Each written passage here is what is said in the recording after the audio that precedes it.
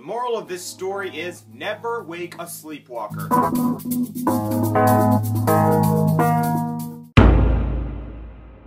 Now, the movie is about someone who's psychologically depressed, played by Rooney Mara, who is married to Channing Tatum, who's just getting out of prison. Now, she's so psychologically depressed that she becomes suicidal and then has to have the help of Jude Law, who is a psychiatrist. Now, he prescribes a drug to her that makes her a lot better, but then she kills someone. She goes to court, and that's all you know from the trailer. Who is really playing whom in this movie? If that even doesn't pique your interest, let me tell you, what I just told you was about the first 20 minutes of the movie. And the next hour, it will blow your freaking mind. This movie's not about medicine, it's a thriller. Now, the director for this movie was Steven Soderbergh, who did movies like Contagion, and the writer for this movie was Scott Burns. Both Steven Soderbergh and Scott Burns and the entire cast and crew of this movie, Channing Tatum aside, blew my mind and exceeded my expectations. My final note is that watching the trailer for this movie,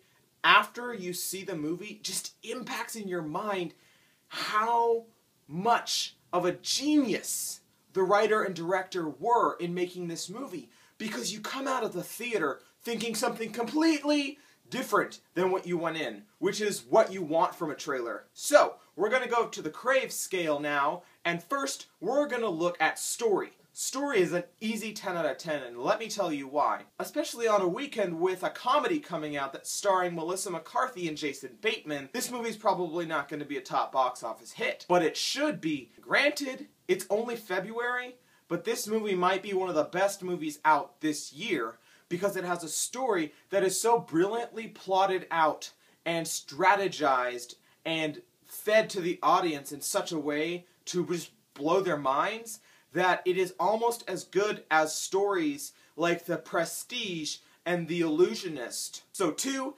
acting. Acting is a 9 out of 10, and let me tell you why it's a 9 out of 10 and not a 10 out of 10, because it has Channing Tatum in it. I hate Channing Tatum. The man cannot act. He is incapable of showing emotion on his face. Now, I'm incapable of showing a lot of emotions on my face too, but then again, I don't claim to be an actor, which is why Channing Tatum sucks. But it's a 9 out of 10 and not a 2 out of 10 because it has Jude Law, Rooney Mara, and Catherine Zeta-Jones. Now, granted, age has caught up with Catherine Zeta-Jones, which is why she's now playing like these middle-aged women who are businesswomen and not married because she can't do anything else because of her looks now. But she does a phenomenal job at her role, and she pulls it off so well. Same for Rooney Mara. The girl from the dragon tattoo, minus the dragon tattoo and with longer hair and not a punk anymore. She's amazing!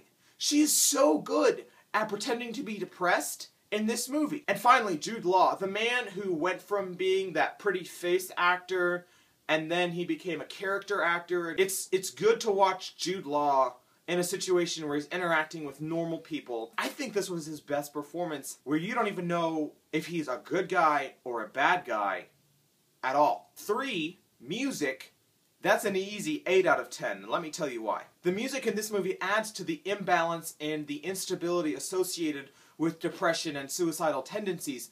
And one way it does that is when there's supposed to be like a happy moment in a scene, or when there's like a montage of happy stuff going on, the music's kind of somber and reflective and not really meeting the expectations of the audience, which throws them off. In the same way, when a lot of things that people would regard as being bad happen, the music's light and happy and it just escalates and it says, be happy now. That's the music. So 4, the technical aspects are another 8 out of 10, and let me tell you why.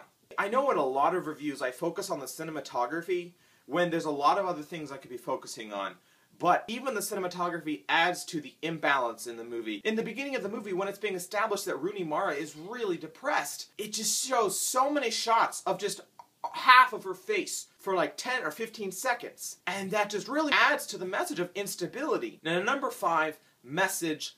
It's really hard for me to get specific with the message because you haven't seen the movie yet. Basically, the message boils down to actions have side effects that are a lot farther reaching than you would anticipate. Part of those side effects come back to bring an end result that is either not expected or not desired. Should you watch this movie? Well, I've been telling you to watch this movie, so obviously you should watch this movie. Be warned, nudity, but watch it without it. Just skip over the nudity or whatever.